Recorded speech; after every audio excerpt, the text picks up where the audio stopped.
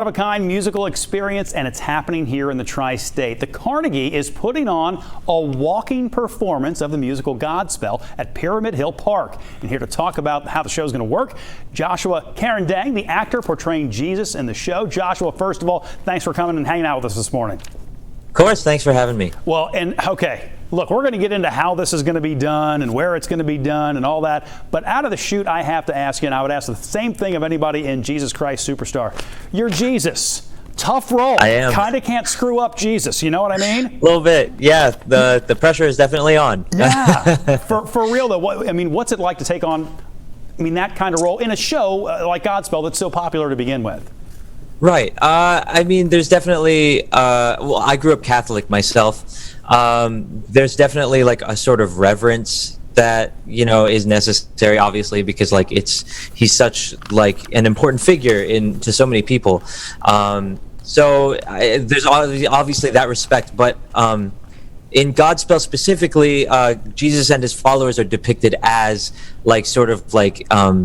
clownish, and just like fancy free type characters, and so it is really important to have that respect, but also have fun with it, because that's what Godspell is all about. Yeah. It's about sharing joy and sharing love, and for myself, I'm trying to portray a lot of that.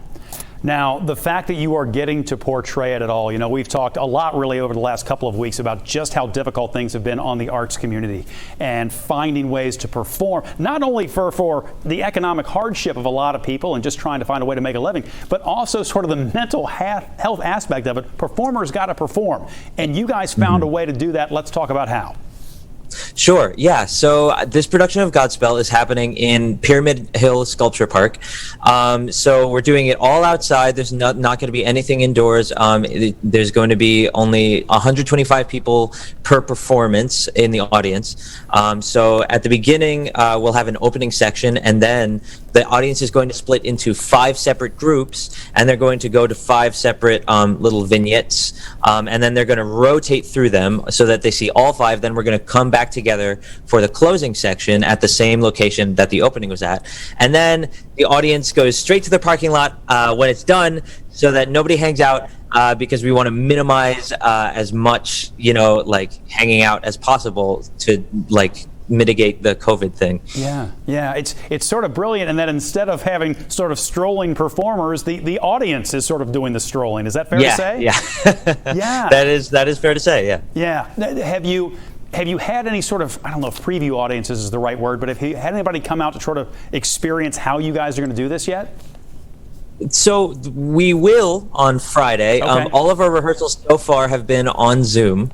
So that's another thing that's been kind of hard about this rehearsal process, is that, most of my castmates I haven't met in person.